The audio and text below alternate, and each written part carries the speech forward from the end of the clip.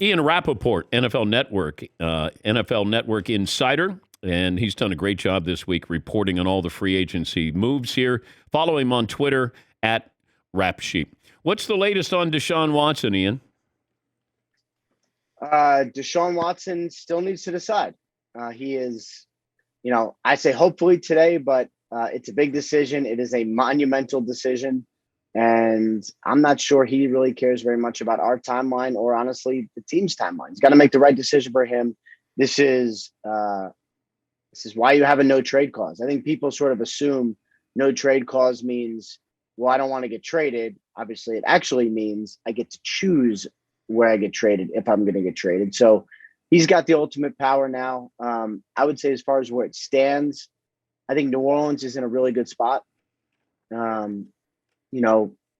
The others, I would say there's a chance that some of the others, Atlanta still has a chance, but, I would say New Orleans certainly is looking good as of right now. Well, let's look at this. If he goes to New Orleans, what's the fallout that with other, like Jameis maybe with another team, Taysom Hill, that quarterback experiment is over? Well, I think once Sean Payton retired, I think the Taysom Hill as a full-time quarterback thing probably went by the wayside. Yes, Sean Payton was his biggest sort of advocate and proponent. So the potential dominoes here are dramatic, right? So, and I could take you through, depending on which way he goes. So let's say he goes to the Saints. Okay, well then Jameis Winston is out there. The two teams that, as of right now, need quarterbacks are the Colts and Seahawks. So potentially he goes there, or he gets a really good backup spot where he would go compete. If Deshaun Watson goes to the Falcons, then they would obviously trade Matt Ryan. They have not yet restructured his contract, despite planning to do so early in the week.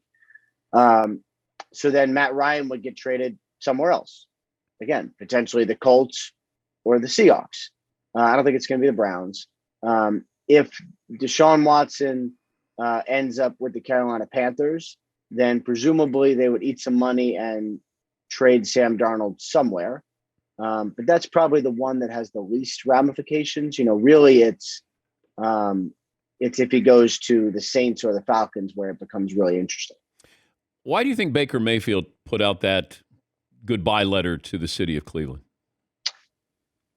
It was read to me as if I have to say goodbye letter, because I'm not so sure that Baker Mayfield's saying goodbye, honestly. And I'm not sure the Browns are saying goodbye to him. And I saw the stuff that was reported, and I'm not doubting what anyone else reported. Everyone works hard and has good sources. I just haven't heard any of that. From what I've been told from the Browns' perspective, if they don't get Deshaun Watson, they would want to keep Baker Mayfield. And I understand that there are nerves. I understand it's frustrating. I understand that if you're Baker Mayfield and you see yourself as a franchise starter, you really would prefer the Browns not flirt with someone else. Definitely get it. However, it's the Browns' job to try to upgrade every position when possible. So I think it's something that, I think it's something they can fix, and I get the sense it's something they want to fix. Yeah, because I just wondered, he feels like, you're fighting through an injury to play, and it felt like he was raising the white flag, that it just didn't seem like that was in his personality trait of, hey, you're going to have to drag me out of here because this is where I want to be playing. Well, I think one thing about Baker Mayfield that, is, I assume, frustrating for a lot of people, but I kind of like it. Like he got a lot of backlash for putting out that note. I was getting all up in MJD's grill on NFL Network yesterday or 2 days ago, because he was like, he shouldn't have put out this letter. And I'm like, why? Like, he has feelings. He's hurt. I feel like we're in a time now where people expressing their feelings is way more acceptable than it ever has been. So like, he's pissed off and it stings. He should get to say so, just like the Browns should get to say we're doing this and we're taking a look at other positions and it's kind of all okay. Just as we're talking, my colleague Mike Garafolo reports that the Browns have been informed they're out of the running. So that makes sense. And he says the team still views Baker Mayfield as the quarterback going forward. So that makes sense. Well, that's what I thought when he first put it out. It's like, what happens if they don't get Deshaun Watson? Are they moving on from Baker Mayfield? But you think that? I don't think. No, you think they just bring him back? I mean, unless he does something where he says you have to trade me or I'm literally not showing up, which, you know, I don't know that's where we are. You know, I would still envision Baker Mayfield as the Browns' starting quarterback. What about the Colts? The Colts would also like a quarterback at some point. They have options that are free agents. I would say Marcus Mariota is, a pretty strong option right now. But, again, let's say the Falcons get Deshaun Watson, then I would think Matt Ryan would be a really strong option there. I would think there's a lot to like there, and I would think they could probably do a deal pretty simply, even though the Colts don't have a first-round pick. Thank you, Carson Wentz.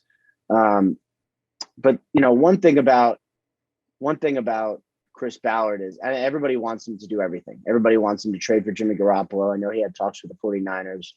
I get the sense he is in no rush. He would like to watch this all play out, then pick his quarterback. Don't mind me. I'm retweeting Garofolo as I'm talking to you, but go ahead. That's fine.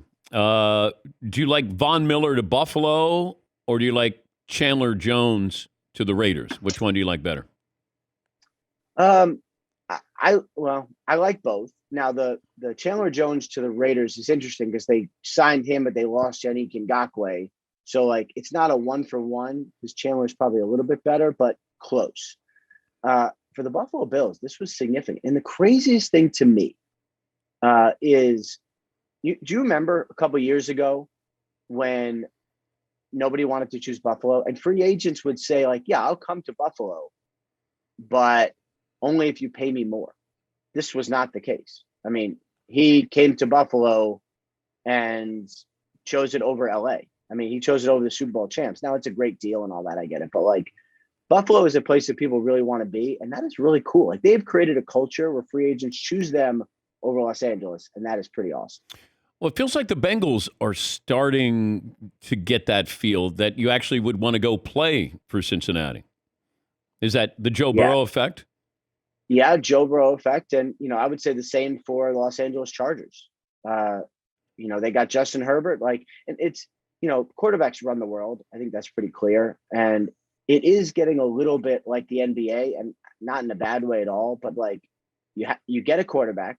And if you get a quarterback, you can kind of do everything else around it, right? If you get a quarterback, you can say, all right, well, we don't have to spend money for a little bit. So we're going to load up. We're going to get all these people around him.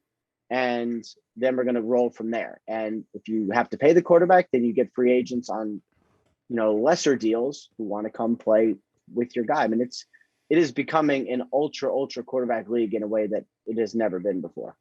Anybody have a bad week so far?